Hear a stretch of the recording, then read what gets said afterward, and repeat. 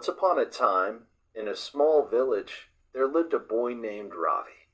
Ravi was poor, but he had a kind heart. Every day, he helped his neighbors carry water, clean their gardens, and look after their animals.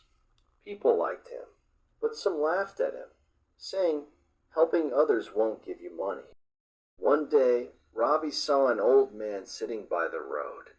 The man looked tired and hungry. Ravi had only one piece of bread for his lunch, but without thinking, he gave it to the old man.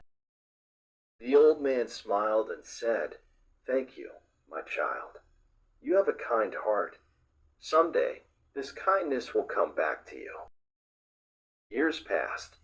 Ravi grew up and moved to the city to find a job. Life was hard. He had no money, no friends, and no job. One day, he fainted on the street due to hunger.